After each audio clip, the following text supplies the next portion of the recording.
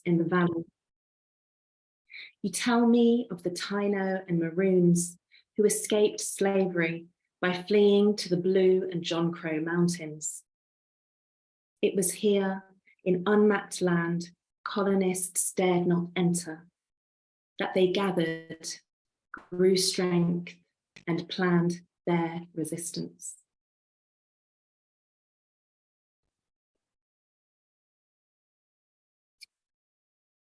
And the next poem is a short poem. It begins with an epigraph by Toni Morrison, which reads, "I didn't fall in love, I rose in it." And it's called To Leap.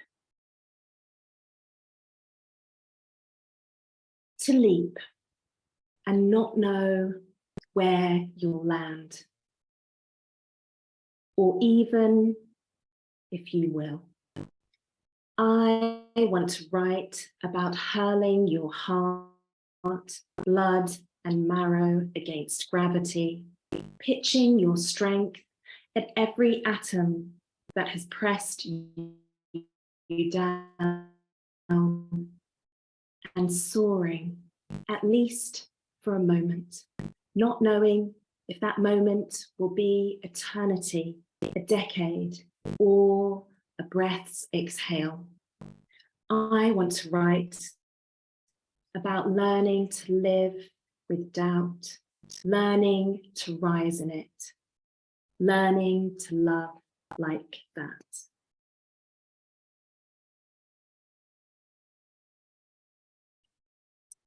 And the final poem that I'm going to read this evening is one of my favourite poems to read. It's a short list poem in 12 lines, and it's called "I Research the Origins of the Modern Rose and Discover." Just a couple of points about it. It was written in part as a response to the nationalistic and anti-immigration rhetoric surrounding Brexit, but also with echoes of the continuing political situation. And the final 3 words of the poem, you'll need to know, they repeat the word rose in 3 languages, which the languages are Mandarin, Hindi, and French.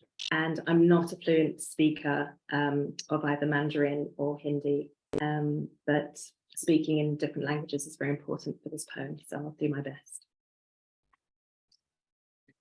I research the origins of the modern rose and discover. 1. She is a crossbreed. 2.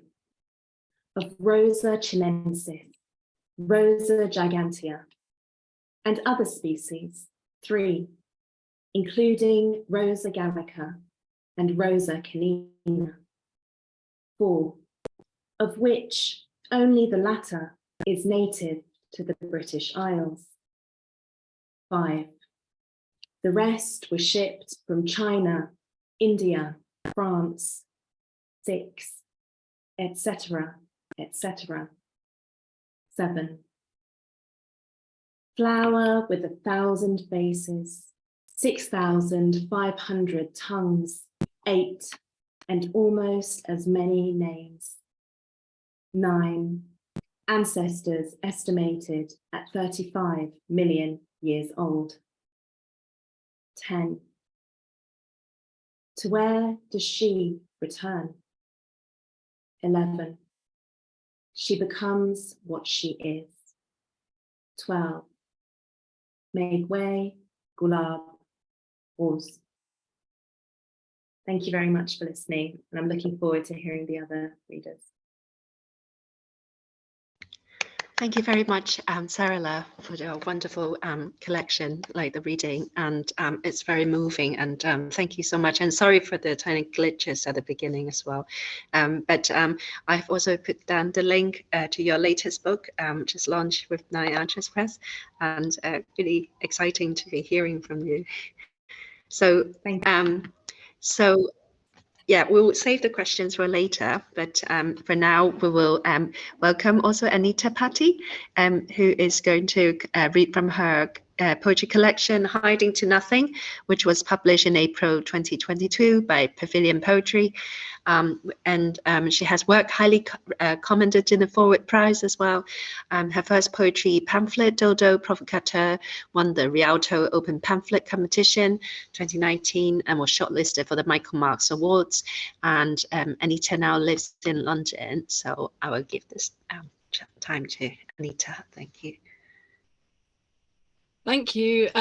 Thanks, Jenny, for inviting me to read. I wanted to just check first because we had some glitches before and I was echoing. Can people hear me? You can hear me, great. Okay, what a lovely group of poets to be reading with. So I'm going to begin with a poem I haven't read for a long time called Self-Portrait, Exaggerating My Unknown Features. And it's after Adrian Piper's Self-Portrait, Exaggerating My Negroid Features from 1981. Romping from the Sundarbans to Wimbledon, roaming eye, patched underpelt, plum lip, blood iris. My henned hands bear shellac nails, trained to scratch your judging mouth. My unmat features will not shut up. So flatten my ribs, coral under your diver's feet. Here's my East End gee belly fleeing controlling pants. Enough of my nose, it knows, and man will it scent you out, sliced onto the Scoville scale of vehemence. Yet times my war calls vaporize, once hitting air. I sweat behind skin-lightening Hollywood mango cream. And when black curls sprout from your wooden straight blonde floors, you'll swipe the roots to see peroxide gritting there. And so you know my made-up face, I make me up. I'll echo me, I'll echo us, we won't shut up. So a bit like Sarala, the legacy of the British Empire and its effect on brown female bodies is a theme in Hiding to Nothing. But I think I'd already started exploring it in my pamphlet, Dodo Provocateur, which I'm also going to read a tiny bit from. And this is the title poem from that pamphlet, which is also in my current book. Dodo Provocateur. Europeans hunted you mercilessly because you beakies wouldn't be doves or albatross. Those whitish irises, probably grotted and bald and seized, black undertail coverts jutting at strumpets of sailors marooned on Mauritius, exotic, just not Bideford, Perth or Poole. Why gobble pebbles big as nutmegs to temper your guts and prove fresh meat for rusky sailors declaring you foul? Belly and breast pleasant enough in flavour, they said. If only they'd waited a few decades later before they snuffed you forever for being cloven-footed. Turkey, you know, you and your bulging brethren could have been common as peacocks, not stuffed through your hooks in old Copenhagen or folded in sketchbooks. Mauritian Martha, who froze your fruity body in gin? Now of the Marthas exist only bitty skin, you pigeons. So I'm also looking at cycles of violence over generations and how these violences can embed and manifest themselves in the body, in the psyche, if not tended to. So because of this, I just wanted to give a content warning that there are mentions of various violences, assault and child loss in the next section. Cycular. When the flood spate again through the flat's front door and the toddler coughs, outside snuck in, sodden walls seeded, plaster blisters like cigarette burns unforgotten. These are the rivers of the north, swollen Irwell, Calder, Ouse, breaching in Escar where the gold fat glistens and the white blood foams in our plastic buckets. And the reek of a childhood seeps through these walls, rock gully, whip, overflow, fantail of milfoil, valley mist, rainfall, triggering sirens. When the oosages foam in their ministrations, but nobody listens, when they do, you're a cipher or a pain or a duty, but not love. Where do you go now for succor or for someone to stop it? How to be counted when your voice is the bubble that your small child blows, when the sky's drowning lungs burst into downpour, when it's soaked into earth, only earth can listen, mainlining water in some stinking glory, sending it pulsing into sewage-piped low-rise, because who cares for us? You go on, you go on. The good doctor, like the dog that sniffs out cancer or truffles, scents the girl who thinks she's ugly, fondles her in full view because she is nobody better, and nobody suspects the good doctor in his consulting room of Parma violets. And also she's vapor, but so there, braced-faced, yellowing already, best candidate for a life of stains, tobacco, semen, a slipstream of cock-ups. So who else would he doctor before retiring to goofy golf in Florida? He examines breast, stifled in a boy vest, gasps at the hornety acne that masks a velvet pelt. The god doctor, with his committees and breath like a scraped cheek specimen, nooses her blood pressure belt, bends her over, that shivering girl, because her hormones are squiffy and perhaps. Anyway, he reasons, he was not her first to make her all empty, so let her be her own last.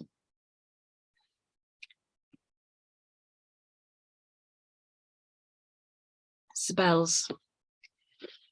On an unmade night, this heart kinks like an ace of spades in my skull. Red Shiraz spooks up my veins, but I come from nowhere quiet, soft sand. She shut my heart, and though the blood beat, it never opened. Still, sky's grey drops into a pudsey gut. Puddles wrinkle like twisterous skin. I blow into the seedy wind, dodge crabapple floods. Green gulls wheel harumphs, rise out of bed, sick to the core. Tick off minutes, watch them crash to the wall, and along the hurly knife blade sings I'm open chest with foul blood steep, and sleep with its nimitage pulls my dents. I'm awake, but sometimes only. So a lot of the book is fragmentary, which reflects the ruptures that violences make. So I'm just going to read a few fragments from two sequences in the book, one called NOMO, which stands for not mother, and all the surgery and treatment that women undergo to become one, and one from Green Face. You're such a violent little pony, under the knife again. When you retch, you hurl clodites from your rabid, frilly mouth. What black gut liquor, spilt froth. Must we sink you with your bruised pubic smile? Incisions, incisions, convulse that mane, next time maybe. Is girl playing, is she not? Can we string her to the drain? Can we take her home to show our mum? Can we take a Polaroid? Grandma's calendar with the three blonde sisters took pride of place in the Rajasthani village. Will the grey skies make your eyes blue when you get there, Didi? One day, the townsfolk ate the white meat of her irises with a dessert fork, Guernsey butter and garlic grubs, plus chips and curry sauce. Luckily, she couldn't see this, sadly. Because she was a witch, they grew back. And so I'm now going to read a bit from the central section, Bloodfruit. I wrote Bloodfruit during lockdown after putting a call out to people who'd experienced difficult paths to motherhood or non-motherhood. And I'm very grateful to the women who contacted me to share their stories. I then mixed my own words with theirs in a polyphonic sequence, which is both prose and poems. Question. And you, why did you leave it too late, career woman? Perhaps you've met women like me, flinty, driven, abortions akimbo, judging me like all the others do. I'm 58, too old now, a stepmum, half a mum, not allowed to whole heart mum. Careered ahead instead of kids, fecund teen me, luscious placenta Pete, though maybe I was emotionally barren. Go on, say barren. Relationships festered. How could I ask for kiddies after that first dear Baba? You see, my ex stalked and raped me. Then I had to deliver my dead baby on my 19th birthday. And how could I ever have gone there again? But I've had a good life. Oh, I've had to, oh God. Now I care for my mother, and who will be there for me? But stop. If you soften, I warn you, I'm tough. When my stepson announced his adoption, my torso in stuffed like a tailor's dummy, I'd be an Aunt Sally and never a mum.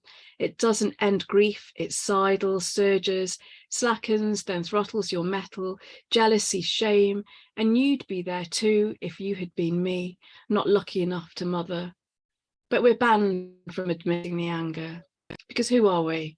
Childless women, base in the pecking order. Some nights my arm aches in its marrow, the right where I'd have cradled a babe, and I sob like the mamas and bubbas do, but still, how do you judge me? Hush, little baby, don't say a word. Lactic. I found myself running out the bad blood like a bat, slicing through my head. I wasn't here, but sluicing out wormwoods at the Anglo-Saxon churchyard, flown through haylofts, nighting out my fret, pounding my feet. 3 miscarriages behind me, each little heart stopped, each at 7 weeks, was when my own heart stopped sailing the drifts, wings like a pearled shawl, battening down upwinds. I carry these babies everywhere I go, over water meadows, municipal clockbacks. Others ignore them, spiked onto pinions, my starry hearts, or now warmed cellular and lodged into muscle meat, tingling at my calves. And though I have a daughter now and could move forward, they settle in flesh memory, running through the blood. And this is the final poem, and it's the first one in my pamphlet, actually, Dodo. And thank you for listening. Ornithology. Some bards know the plume in their chest from the nest.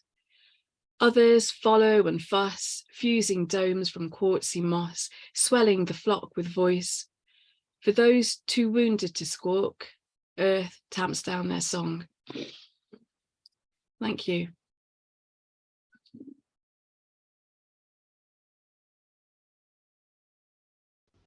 Thank you very much, Anita. Just wonderful to hear you, and you know, such powerful and punchy poems. Really, just such a privilege to hear these. We will save the questions for later, and I'm just now very delighted to also welcome our next reader, Yogesh. Sorry, just trying to read from the. Yogesh's latest collection of poems, The Rapids, was published by the London Magazine in 2021. Yogesh also edits Skylark Publications and runs the non-profit Word Masala project to promote literature. His writing has appeared in PM Review, the London Magazine, Asia Literary Review, Under the Radar, Shearsman, and many other magazines. He's currently an editor at Ars Notaria and writes regular columns for Confluence as well. So welcome, Yogesh. Thank you. Thank you for having me, Jenny. I'm straight away going to dive into it. The first poem I'm reading picks up on Sri Chinmoy's statue with Namaste I found tucked away from eyes on the banks of the Latava River in Prague. It made me think, maybe through the stillness, I am discovering my alienation as to who I am. Standing alone with Namaste. I stand at the river, casting my Namaste, with my eyes watching without a blink. The floods come often, but never shake my beliefs.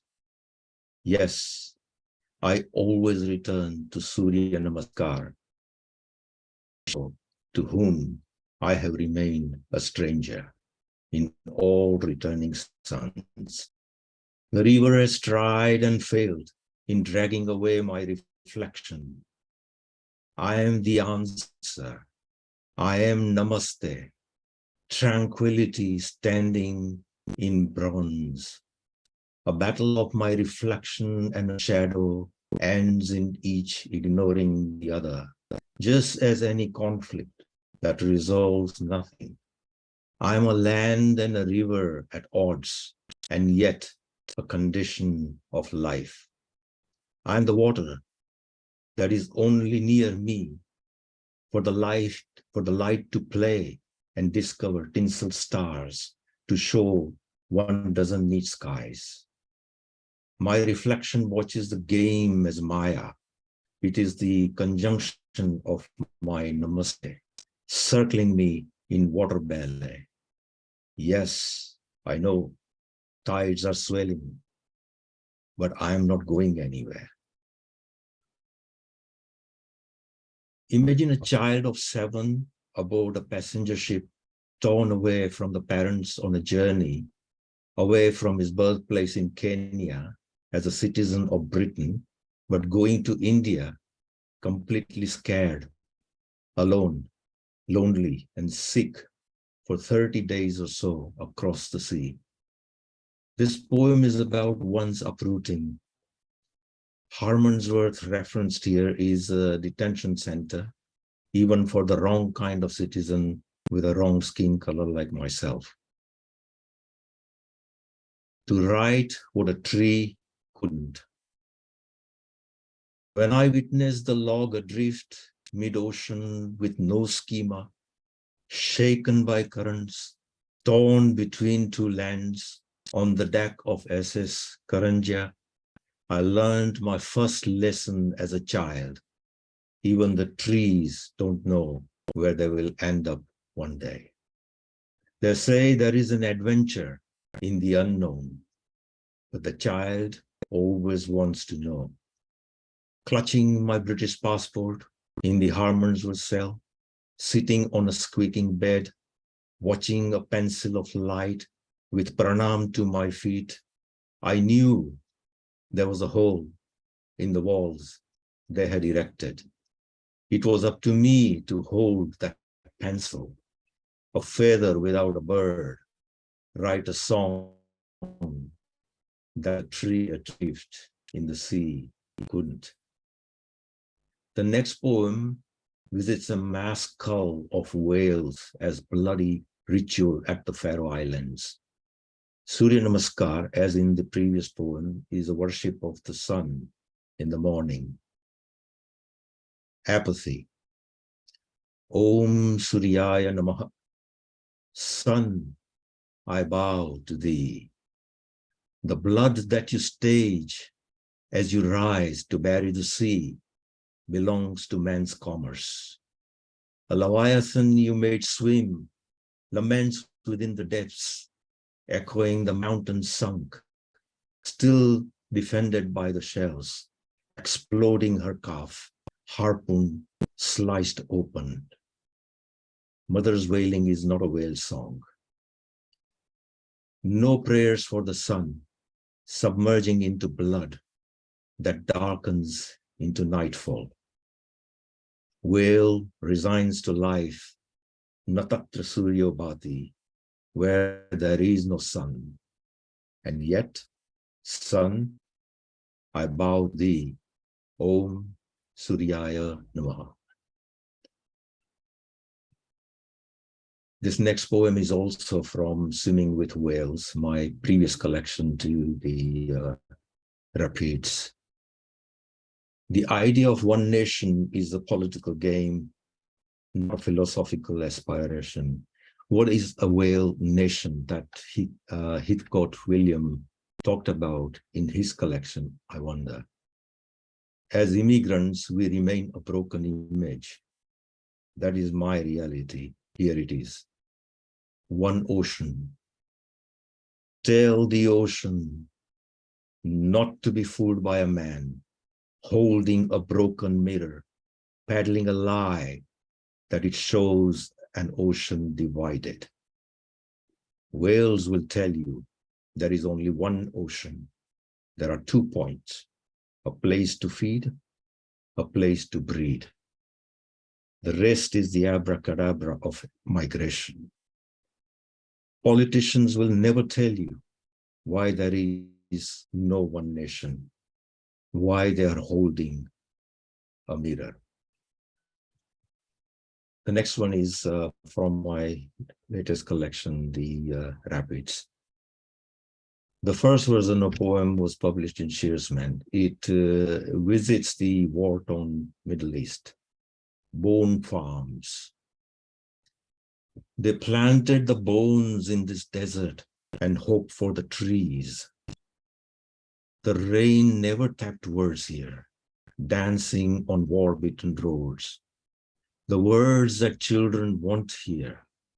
Yes, tears may rain, but the trees won't grow with them. One must not give into the history. It has no heart, just rubble. The sky is no longer at peace. Circling MiG-29s are the new Falcons. Their cloud tails scratch a silver line. Damask roses have fallen to dust in the only monsoon where bullets rain. The hands that can plow are all bones in barbarians' metal mushroom farms. Yes, circling MiG-29s are the new Falcons. Their cloud tail drags a fake silver line.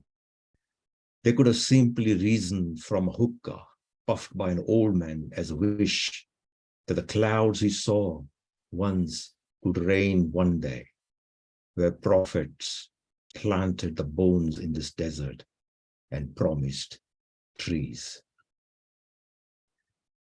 This next one is also from the Rapids. Some references may help.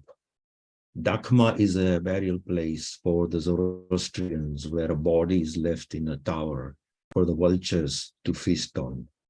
Kaling was a battlefield where Ashok, the king, had an awakening to Buddhism after watching the madness of bloodshed. And lastly, Crow and God are obviously set on the same stage Ted Hughes provided in his collection, Crow. In it, Crow tries every trick in the book to defeat the god. Kaling War. It's a bullet. Crow's eye. God in the line of fire. In each man's pocket, the crow has slipped a warring gun. The crow is watching God's funeral at Dakma. Crow knows each man will collect God's remains, start a shrine, an avant-garde religion, a weapon. But hopes are hopes, and God made the man in his image.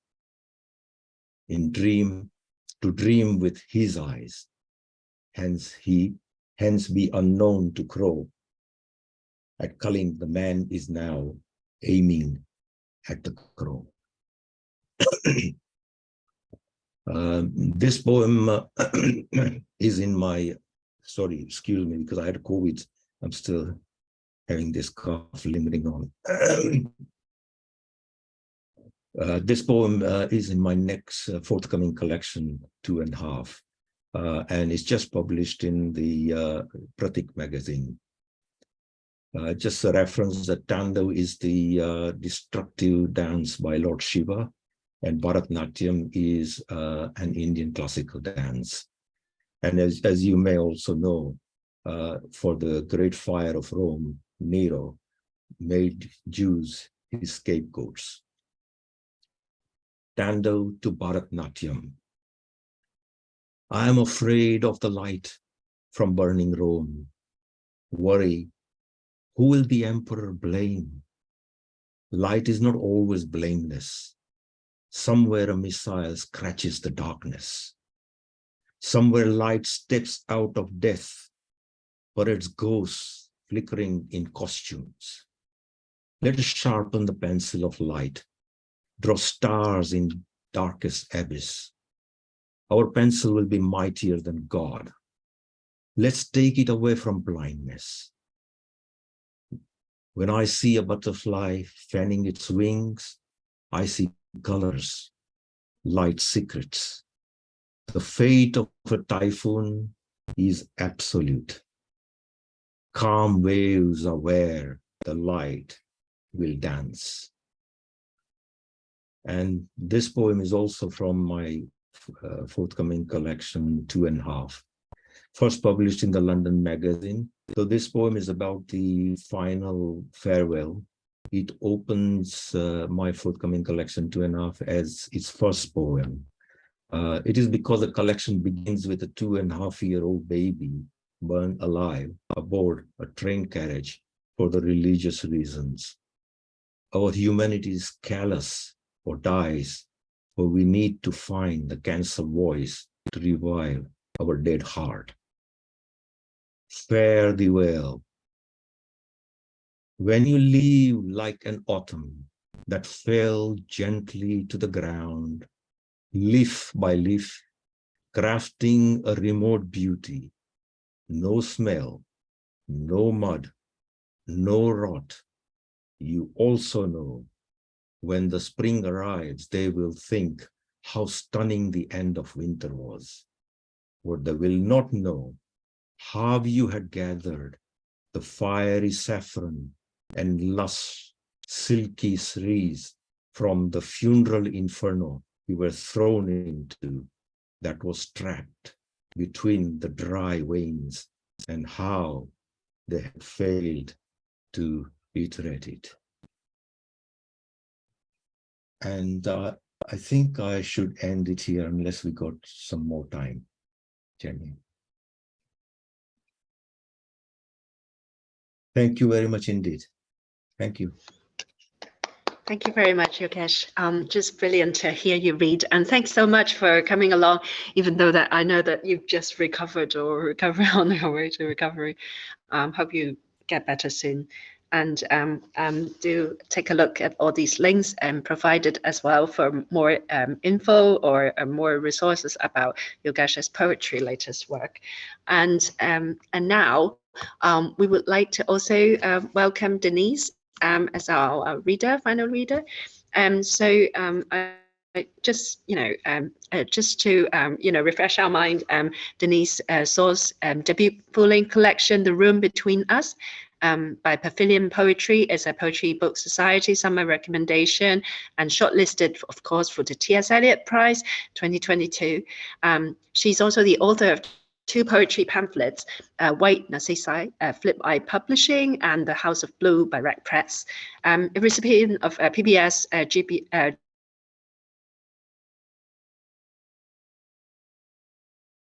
Geoffrey Dermer Prize and Fellow of the Creative Writing from the University of Roehampton, and her research focuses on the relationship between speech disability, aphasia, and caregiving in contemporary poetry.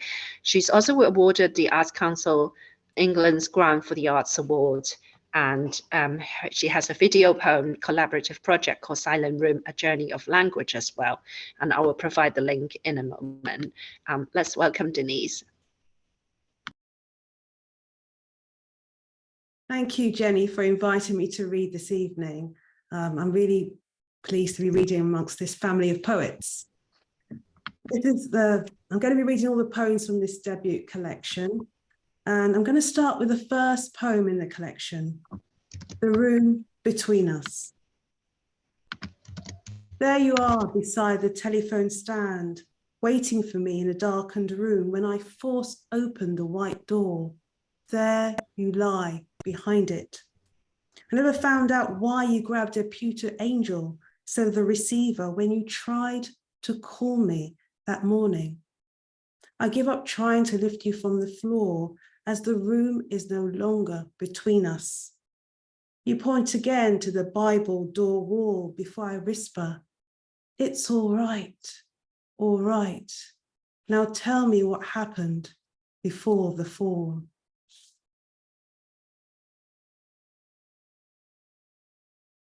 My mother experienced a cerebral vascular accident or stroke, and as a right-hander, she had to learn to write again, but with her left hand. Left-hander. I was trying to get her to explain what she wanted to wear. Perhaps writing is the order of remembering. She tried to draw what she wanted to wear.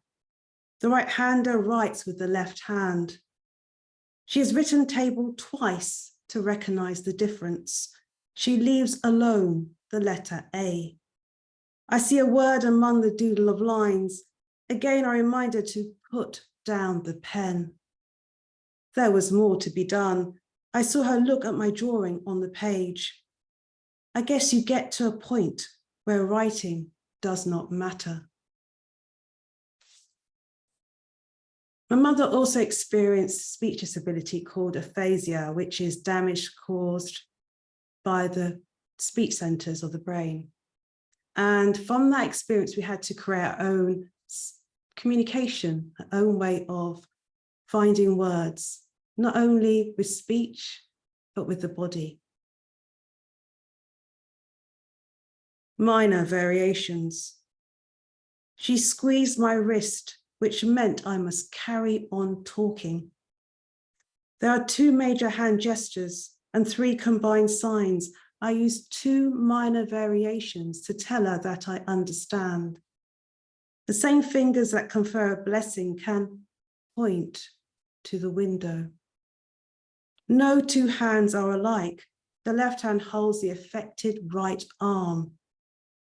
What she leaves out describing are the days of the week. She points too much, but no one has told her to stop.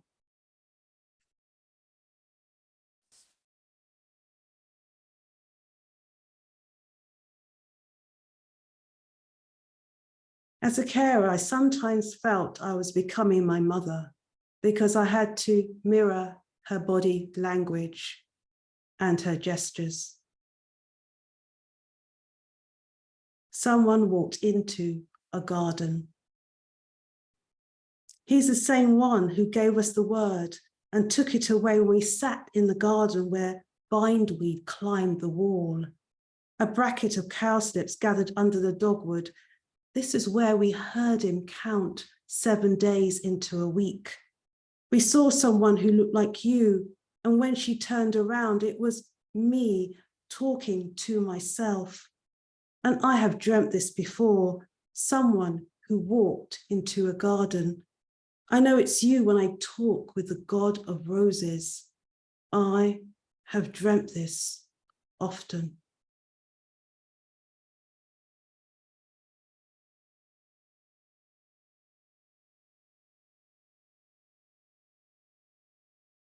I'm really interested in objects and naming of objects and the space between objects as well. My mother used word substitution, sometimes using one word to replace another.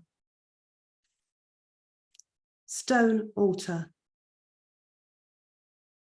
I am not sure how the stone traveled from British Guyana, but the story goes, my mother brought it to England to remind her of a passing, like the way one remembers the flight of a bird by keeping its feather. What I thought was limestone was chalk passed down from grandmother Frances, found among other stones in a black handbag pushed to the back of a cabinet. That autumn, I asked my sister to tell me about the stone while I sifted through the possessions. When chalk gave away some dust, she held it up to the light and told me about other things in a world of decay. It seemed easy enough for her to wipe away the dust from her fingers. No one receives what they truly want. It took me a while to understand all of this when I placed the chalk on an altar next to the blue kyanite stones I collected.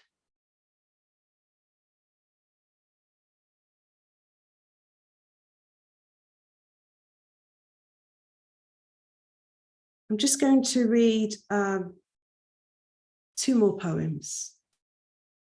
I'm really interested in the whole idea of silence and the fragmentation of sound. A woman travels in search of sound. On the move again, this time to Surrey, but I could not take with me all the plants my family left behind. The row of simple petunias made their last appearance this summer.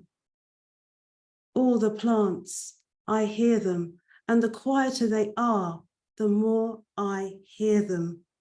The breaking sound of twigs comes to me as I clear away leaves under bushes. A helicopter overhead circles the house. Its presence breaks the many silences of grass. I hear all the registers of flowers. Newton was not the first to make a connection with the waves of green. It's part yellow and part blue. Here the petunias follow mother's ordering of size rather than of importance. Even with the final walk from the side gate to the removal van, I hear the unequal division of sound between the tread on a concrete path and quiet water pooling beneath the gutter. Now, this last poem took a while to be born, and so I felt it was fitting to put it at the end of the collection. Retrograde. When Mercury moves backwards in mid-August, I'm reminded of the smallest things, like that warm night when you let a headscarf fall on the floor, but could not pick it up, though you held my hand. What I said to you before opening a back door to the patio, I could not remember. I was convinced the summer breeze would cool us down.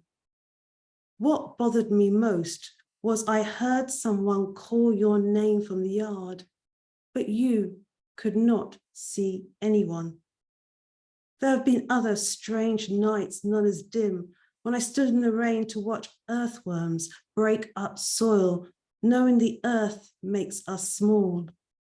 Over here, Mercury seemed to move away from us in the beginning, but in truth, it never moved at all.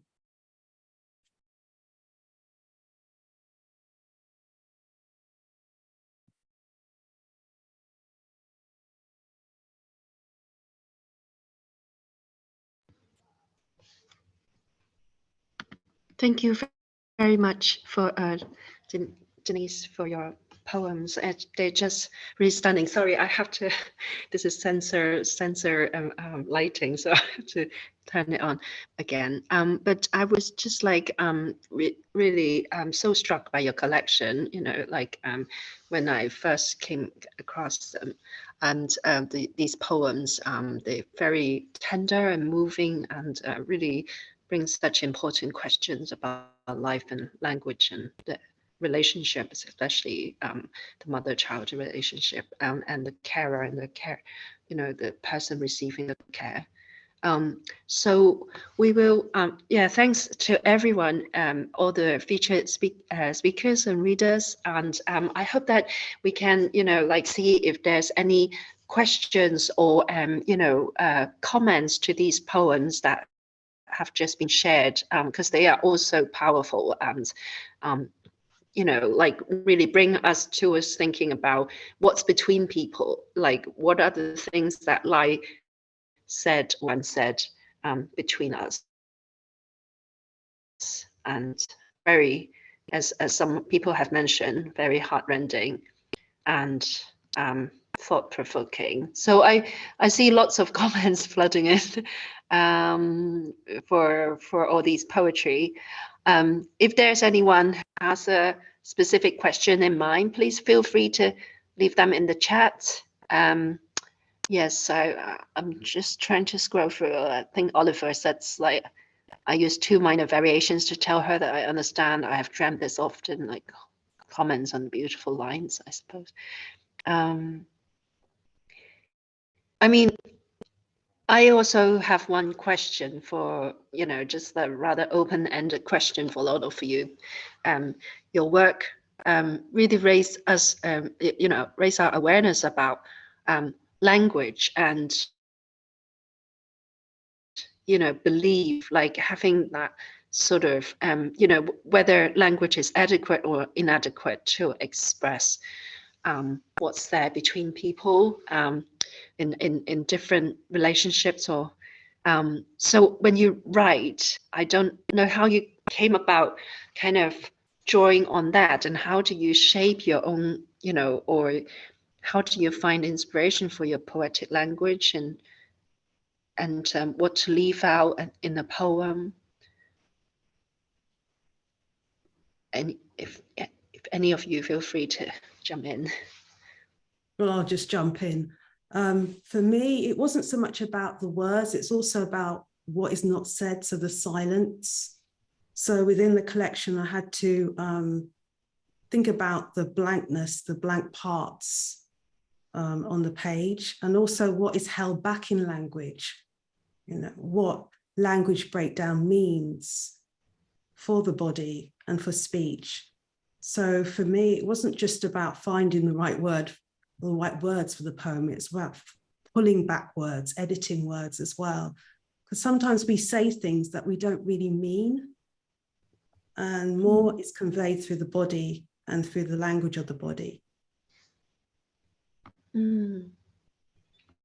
Thank you very much. Yeah, and any other thoughts from Sarala or Anita? I think sometimes, I think sometimes what happens as well is with the language, and while you're writing, I think in my case, I find that, you know, the images and other things can actually fall apart, and then you're left with some raw language and music that then goes back again to those images. They go back to those images and try to recapture in a different way. So I write the same in so many different ways. And then in the end, you know, you come to the final version, which actually comes from all different versions you've written. But the process is different for each and every poem, because some poems need to be chirpy as well. You see, they need to be telling something, you know, if they're political and you got to make a point, so the language will differ. You see, it won't be as musical. So that's the sort of thing. But I mean, you know, Denise made a point about the silence. I think silence is the key thing, you know, because when you're writing a poem, I suppose you listening to this silence as well. You know, it has to go hand in hand with the poem, so that you lose some of the noise while you're writing. I hope it makes sense. Yeah, it's a really great question, and we've had really great responses already. It's quite a difficult question because, as Yogesh was saying, every poem is different and has its own journey. But for me, it's about writing into the silences. So my work has been very much about writing into the silences. So things that are unsaid, and I think a way in which I've done that is through imagery and finding sort of angles to probe at difficult subjects. The thing with poetry is that silence is sort of inbuilt into the page, and also if it's heard. So it's poetry is sound and silence, isn't it? And I think they're both absolutely, you know, essential and part of the experience. So, but the challenge is, you know, of writing poems. Every poem is different, and I think every poet has their own challenges as well.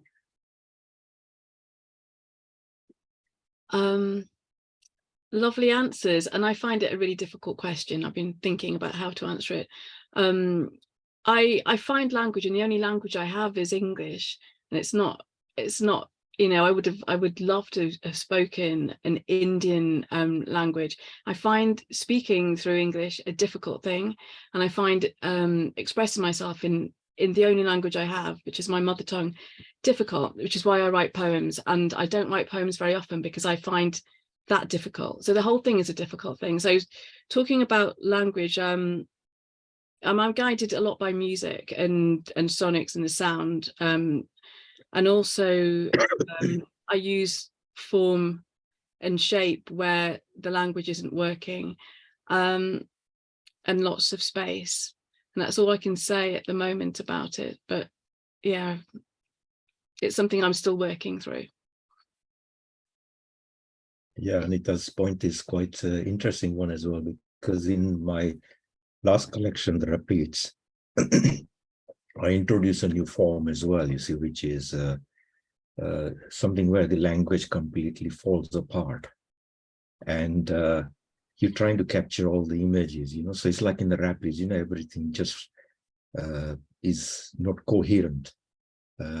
Everything holds together, but at the same time, everything just wants to fly off as well. So that kind of spirit, you know, is introduced in this new form. So it just really makes sense, you know, what you're saying. But as far as the language is concerned, I mean, I speak Gujarati, Hindi, Sanskrit, and English. So obviously, you know, I'm fighting when I'm writing in English, because I don't write only in English. I'm well published in Hindi and Gujarati as well. So sometimes, you know, it's a war between the languages as well, you know, and expressions. So you're lucky.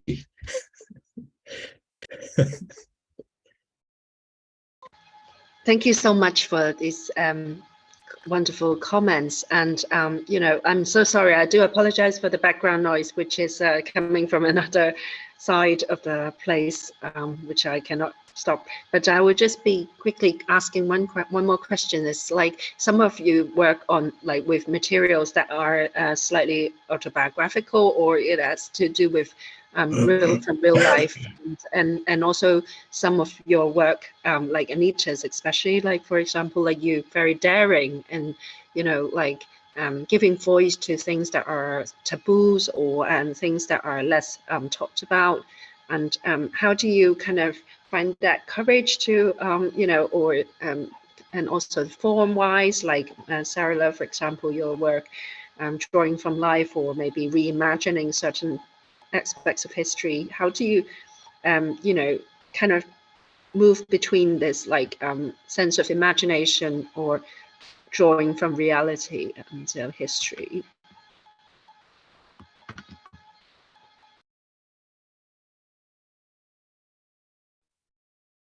Feel like I should answer first, but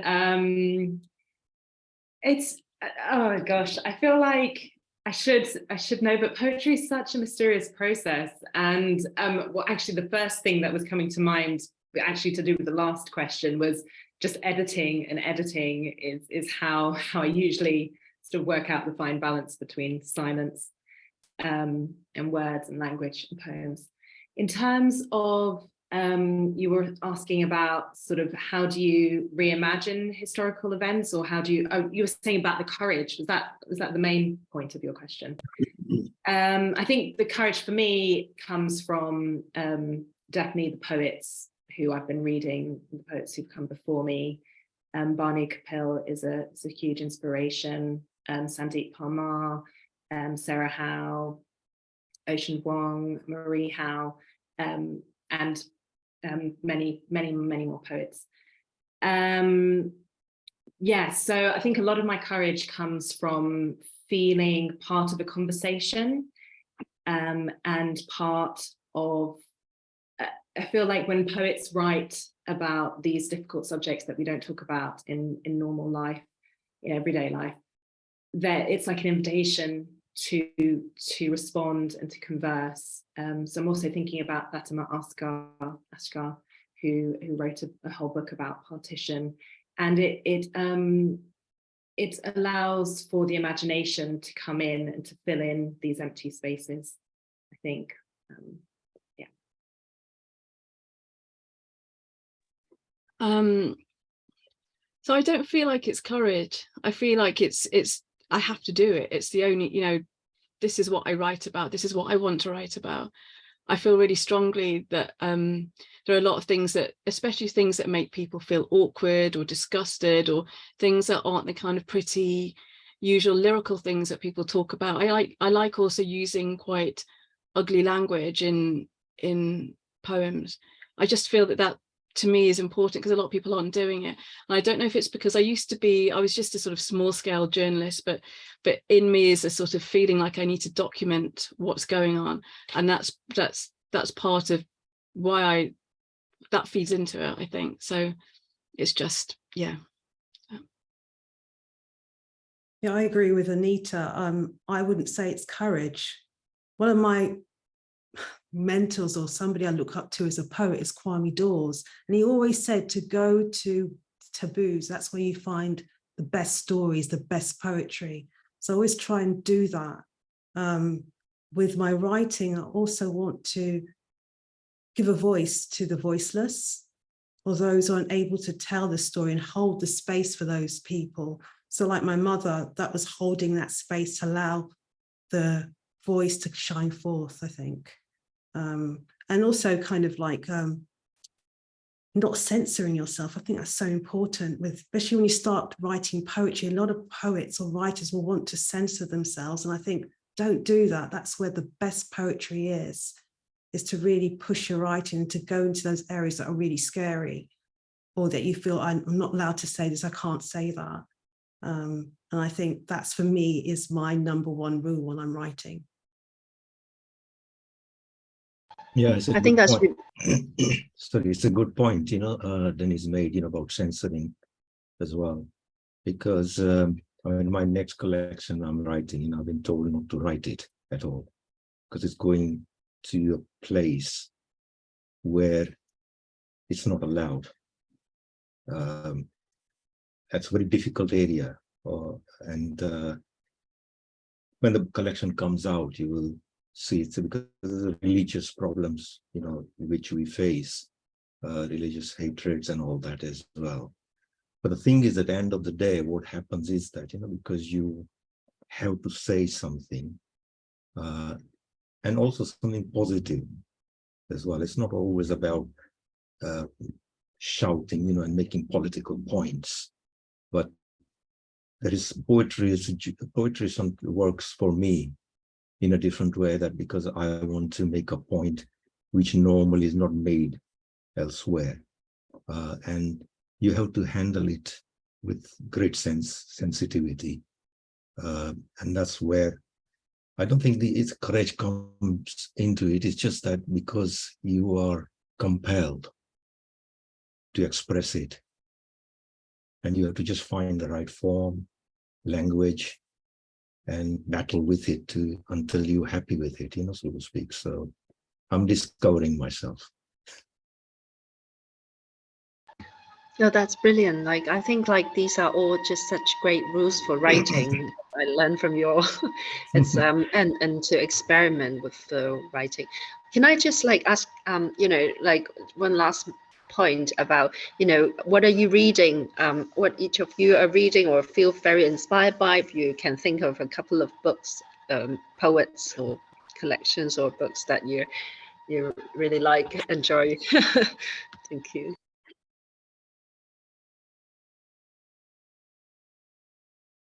Whoever wanted to try and to share first. I reread this book. It's by Lynn Hedginian, My Life and My Life in the 90s. And I just like the way in which she writes and approaches language. And it's autobiographical as well. And she's not afraid to use the line. So that one. And this one, which I haven't read yet, but I was pulled to it. And that's Hannah Sullivan's collection, Was It for This? So yeah, I recommend those two. I'm reading Najwan Darwish at the moment. And I think, that it's again, it's come to the same point, the politics can be quite loud, but the way Najwan Darwish deals with it and brings the universality in it is something very important for me, and it's absolutely enjoyable book. So I would very strongly recommend it. Exhausted on the Cross.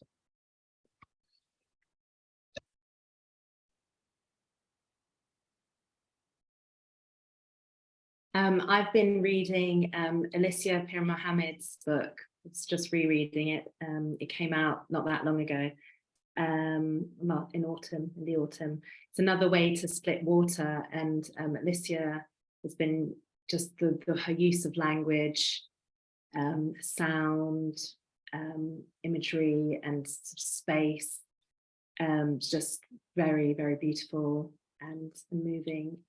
And I've also really enjoyed Sandeep Parmar's collection, which was also out last autumn as well. She talks about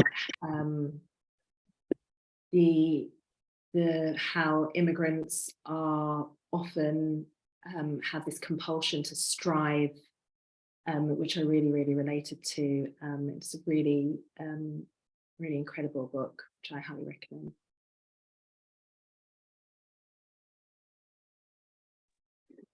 I find this question quite difficult, another difficult question, especially when put on the spot, so I can't recommend anything. I can say what I've read recently. The most recent thing I think was a sort of, I don't know if it's autofiction, but it's by someone called Julieta Singh, who I hadn't heard of before, but was suggested to me. It's called No Archive Will Restore You, and she's talking about her own body being an archive, and sort of, it's just a very different way of looking at archive, which is interesting to me. And as you asked, what are we reading at the moment? I'm reading a picture book on trees, which is my son's book, to see if I can learn anything on trees.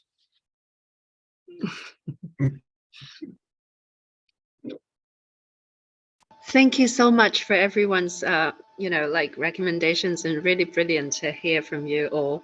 And once again, just thanks so much for, your beautiful poetry, or just very profound and moving poetry.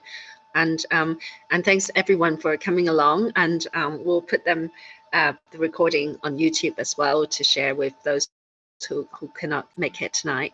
But and I do recommend you all to check out the collections and these wonderful titles that are recommended by our poets.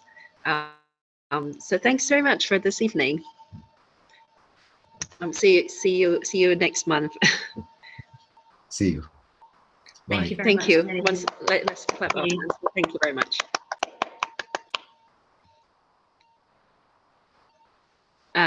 Thank you, Anita, Denise. Thank you, Yogesh and Sarala. You're welcome. Thank you, Jenny. Yeah, thanks, Jenny. Thanks, Jenny.